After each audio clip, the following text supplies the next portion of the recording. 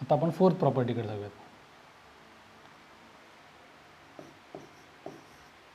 Fourth property अशी आहे, ती तुम्हाला वेगळ्या पद्धतीने एक्सप्लेन करतो मी. समजा तुम्हाला डिटर्मिनंट दिलं आहे 1 2 1 0 1 2 आणि 1 2 3, बरोबर आहे. आता आपण याची व्हॅल्यू काढूयात. याची व्हॅल्यू येईल तुमची 1. मी आता डायरेक्टली कॅल्क्युलेशन करतो इथे. 1 × 3 म्हणजे 3, -2 × 2 म्हणजे 4, -2 ब्रॅकेटमध्ये 0 × 3 म्हणजे 0, -1 × 2 म्हणजे 2, +1 ब्रॅकेटमध्ये 0 × 2 0, -1 × 1 म्हणजे 1. तर ह्याचा आन्सर किती येत आहे? 1 × -1 -2 × 0 - 2 म्हणजे -2 +1 × -1. आता इथे काय येतं? 1 × -1 म्हणजे -1, -2 × -2 म्हणजे +4 आणि 1 × -1 म्हणजे -1. सो -1 -1 -2 +4, सो -2 +4 म्हणजे आन्सर आलं तुमचं 2. हे या डिटर्मिनंटची व्हॅल्यू आली आपली. आता ही प्रॉपर्टी अशी सांगते, if all the elements of a row or column are multiplied by a constant then it is equivalent to multiplying the determinant by that constant. म्हणजे काय?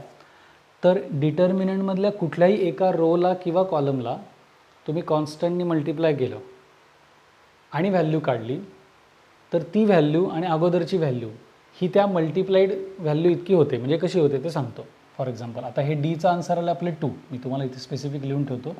डी आपला आला आहे 2. ओके. आता मी काय करतो, यातल्या आपण काम करूयात R3 थर्ड रोला 2नी मल्टिप्लाय करूया. 2 × R3. जर 2 × R3 केलं म्हणजे तो रो आपण चेंज केला, तर जी नवीन डिटर्मिनंट आहे त्याला आपण म्हणूयात D dash. Okay, D dash म्हणूयात आपण त्याला. आता या D डॅश काय होणार आहे? R3ला फक्त आपण 2नी मल्टिप्लाय केलं आहे, म्हणजे R1 R2 मध्ये चेंज नाही आहे. तर R1 ॲज इट इज लिहिला, R2 ॲज इट इज लिहिला. R3ला 2नी मल्टिप्लाय करायचं. 1 × 2 2, 2 × 2 4 आणि 3 × 2 6 आलं. आता मी ह्याची व्हॅल्यू काढतो. त्याची व्हॅल्यू परत मी एकदा डायरेक्टली काढतो. 1 ब्रॅकेटमध्ये 1 × 6 6, -4 × 2 8, -2 ब्रॅकेटमध्ये 0 × 6 0, -2 × 2 4, +1 ब्रॅकेटमध्ये 0 × 4 0, -1 × 2 2. आता काय झालं? 1 6 - 8 म्हणजे -2, -2 0 - 4 म्हणजे -4 आणि +1 × 0 - 2 म्हणजे -2. आता 1 × -2 -2, -2 × -4 +8, कारण मायनस × मायनस प्लस, आणि 1 × -2 म्हणजे -2. आता तुमचा आन्सर काय आला बघा. -2 -2 -4 +8 म्हणजे फायनल आन्सर आलं 4. बरोबर आहे. आता ही प्रॉपर्टी काय सांगते की तुम्ही एखाद्या रोला एखाद्या कॉन्स्टंटनी मल्टिप्लाय केलं म्हणजेच पूर्ण डिटर्मिनंट व्हॅल्यूला मल्टिप्लाय केल्यासारखं. आणि तसंच झालं बघा. आपण फक्त ॲक्च्युली एका रोला 2नी मल्टिप्लाय केलं आहे, तर आन्सर किती आलं? 4. म्हणजेच ह्या ओरिजिनल डिटर्मिनंटच्या व्हॅल्यूला 2नी मल्टिप्लाय केलं तरी पण आन्सर 4च येणार. हे समजतं आहे का बघा तुम्हाला? कुठल्याही एका रोला किंवा कॉलमला तुम्ही एखाद्या कॉन्स्टंटनी मल्टिप्लाय केलं आणि त्याची व्हॅल्यू काढली, येणारा आन्सर, आणि त्याच कॉन्स्टंटनी आपण त्या टोटल व्हॅल्यूला मल्टिप्लाय केलं तर आन्सर सेम आहे. याचा अर्थ असा होतो की रो आणि कॉलमला मल्टिप्लाय केल्यानंतर व्हॅल्यू जर पूर्ण डिटर्मिनंटला मल्टिप्लाय करून सेम येत असेल, तर याचा उलटा अर्थ असा असतो की तुम्ही त्याच्यातनं याचा अर्थ एखादी व्हॅल्यू किंवा एखादं कॉन्स्टंट कॉमन काढू शकता.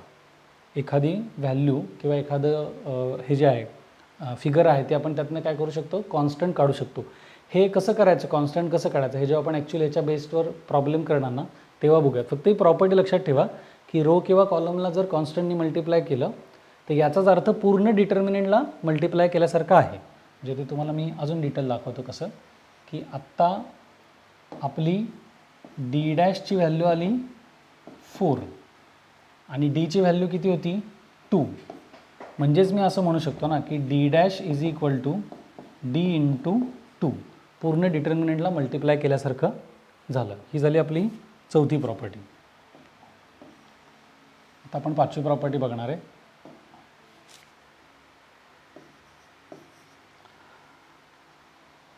ही प्रॉपर्टी अशी आहे ते मी तुम्हाला आधी लिहितो आणि मग तुम्हाला सांगतो कसं करायचं ते. A1 B1 C1 A2 B2 C2 A3 B3 C3 plus A1 B1 C1 L M N आणि A3 B3 C3. आता इथे काय झालं आहे तर तुमचा हा पहिला रो पहिल्या डिटर्मिनंटमध्ये आणि दुसऱ्या डिटर्मिनंटमध्ये सेम आहे. पहिल्या आणि दुसऱ्या डिटर्मिनंटला R3, थर्ड रो सेम आहे, बरोबर आहे. मग दोन डिटर्मिनंटमधले दोन रो किंवा दोन कॉलम जर सेम असतील तर उरलेली रो किंवा उरलेली कॉलम ही ॲडिशन म्हणून करता येते. ती ॲडिशन म्हणून करता येते म्हणजे कसं होतं, थोडक्यात त्याला आपण असं दाखवणार,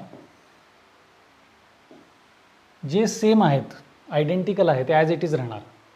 म्हणजे A1 B1 C1 A3 B3 C3 ते पण सेम राहणार, A3 B3 आणि C3.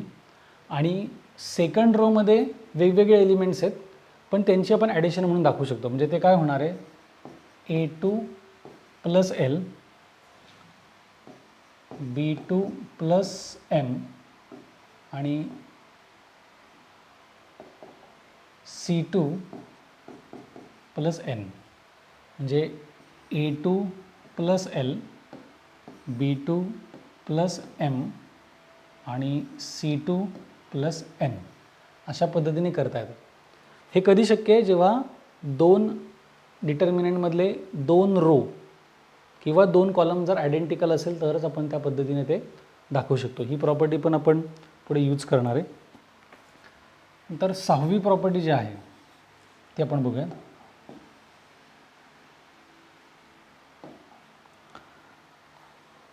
The value of determinant remains same if the k multiplies of any row or column are added to the corresponding element.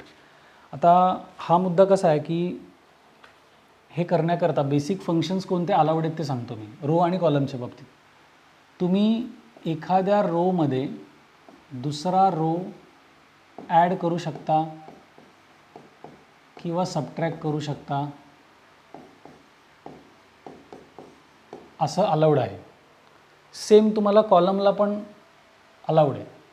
R3 minus R1 केलं म्हणजे C2 plus C3 चालणार किंवा C2 minus C1 चालेल किंवा C3 plus C1 चालेल, असं तुम्ही करू शकता. म्हणजे रोमध्ये रो ॲडिशन चालणार, रोमधनं रो सबट्रॅक्ट चालणार, कॉलममधनं कॉलम ॲडिशन चालणार, कॉलममधनं कॉलम सबट्रॅक्शन चालणार, हे अलाउड आहे.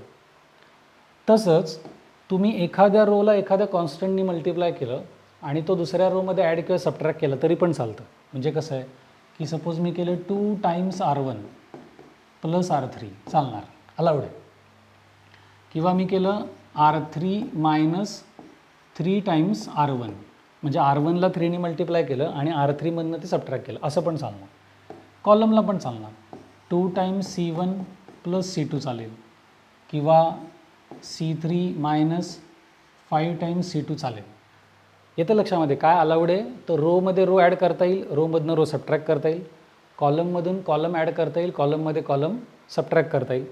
एखाद्या कॉन्स्टंटनी रोला मल्टिप्लाय करायचं आणि मग दुसरीकडे ॲडिशन चालेल किंवा एखाद्या रोमधनं दुसऱ्या रोला कॉन्स्टंटनी मल्टिप्लाय करून सबट्रॅक्ट करता येईल. हे अलाउड आहे, हे सगळं अलाउड आहे आपल्याला. काय अलाउड नाही आहे, नॉट अलाउड. कुठलं नॉट अलाउड आहे, तर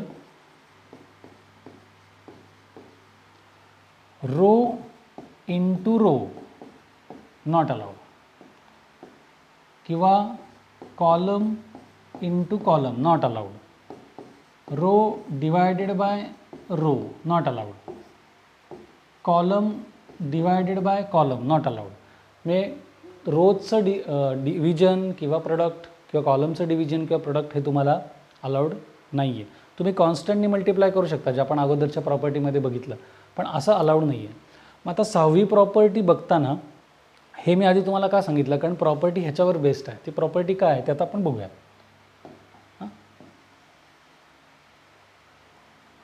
तर सपोज आपण एक डिटर्मिनंट घेतली डी आणि त्याची व्हॅल्यू आहे 1 0 0 0 1 2 0 0 1.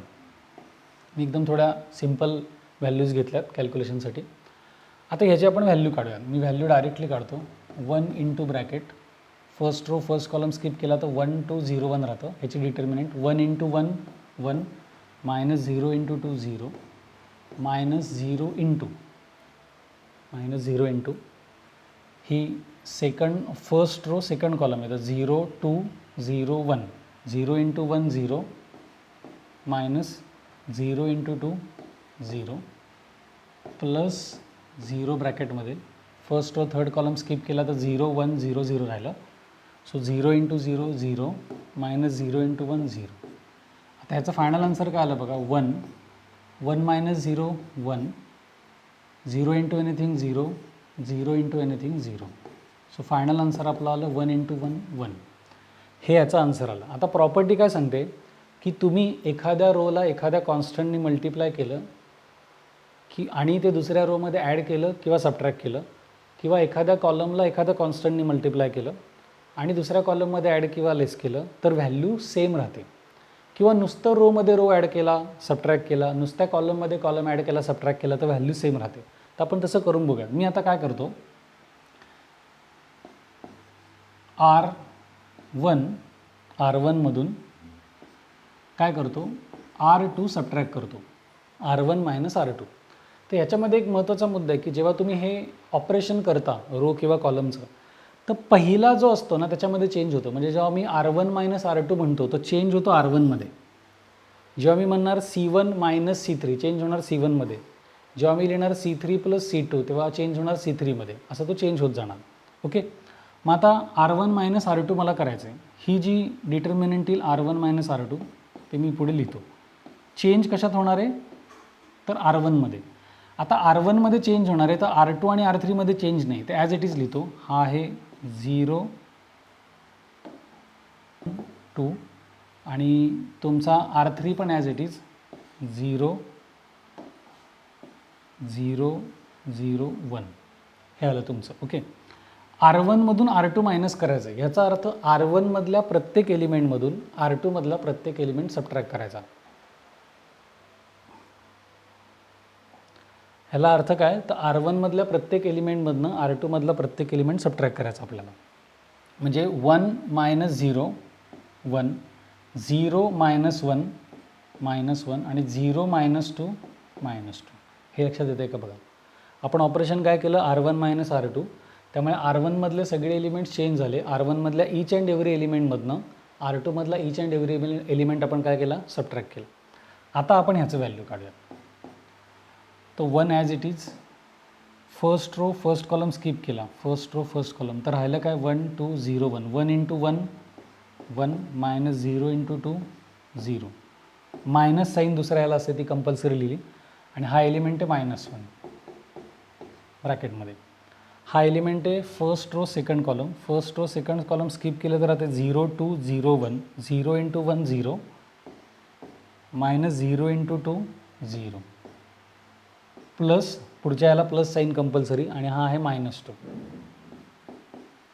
ब्रॅकेटमध्ये काय राहिलं, हा एलिमेंट आहे first row third column, first row third column skip केलं तर आता काय 0 इंटू 0 0 आणि मायनस 0 इंटू 1 1. ओके. तर आता 1 ब्रॅकेटमध्ये 1 मायनस 0 1,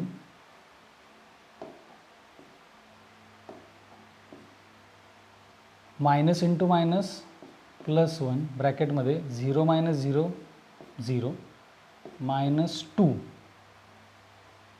हे आलं, कारण प्लस इंटू मायनस मायनस आणि 0 मायनस 1 म्हणजे आलं तुमचं मायनस 1.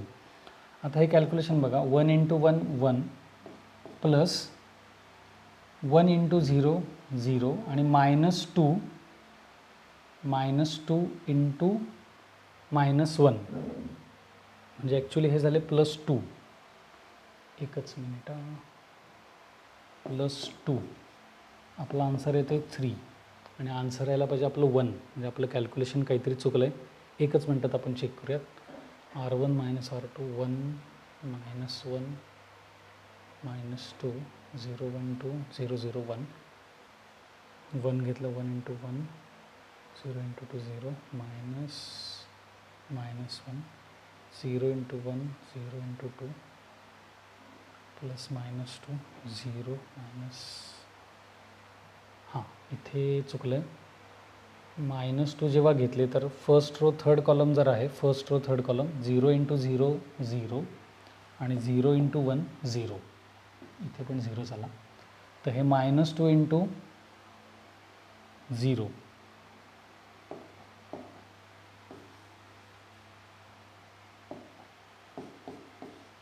तर हे आन्सर झालं तुमचं 0. सो 1 प्लस 0 प्लस 0 म्हणजे फायनल आन्सर येईल 1. आन्सर सेम राहिलं आपलं.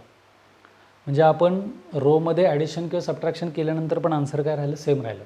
ही प्रॉपर्टी पण आपण बऱ्याच ठिकाणी वापरणार आहे. आत्ता तुमच्या लक्षात आलं असेल की मी गडबडीत मल्टिप्लिकेशन करताना माझी एक टर्म चुकली तर आन्सर पूर्ण चुकलं, त्यामुळे ते खूपच केअरफुली करायला पाहिजे आपण याच्यामध्ये. तर ह्या ज्या काही 6 प्रॉपर्टीज आपण आत्ता डिस्कस केल्या, ह्या 6 प्रॉपर्टीजवर बेस्ड तुम्हाला एक्झाममध्ये प्रश्न किमान 1 ते 2 प्रश्न तर डेफिनेटली असतील, कारण तुम्हाला 3 किंवा 4 मार्कांना हे प्रश्न येतात आणि त्या स्टेप्सला त्याच्यामध्ये मार्क आहेत. तर हे प्रॉब्लेम्स कसे करायचे हे आपण नेक्स्ट व्हिडिओमध्ये बघणार आहे. हा व्हिडिओ तुम्हाला जर आवडला असेल तर सगळ्यांनी नक्की लाईक करा, शेअर करा, सबस्क्राईब करा आणि कमेंट नक्की द्या. या व्हिडिओच्या शेवटी आपण एक डिस्क्रिप्शन दिलेलं आहे, या डिस्क्रिप्शनमध्ये एक लिंक दिली आहे. त्या लिंकवर जर तुम्ही क्लिक केलं तर तुम्ही आपल्या कॉमर्स गुरुकुल या पोर्टलवर जाल. तिथे हा पूर्ण कोर्स आपण एकदम रिजनेबल फीजमध्ये तुमच्यासाठी अवेलेबल करून दिला आहे. सो लिंकवर क्लिक केल्यानंतर नक्की एनरोल करा, म्हणजे हा कोर्स तुम्हाला अशाच प्रकारे इझी जे काय आपण टेक्निक्स सांगतो आहे किंवा हे सांगतो आहे त्याच्यामध्ये तुम्हाला अवेलेबल होईल. त्यामुळे बाकीचा पार्ट आहे तो आपण नेक्स्ट व्हिडिओमध्ये बघूया.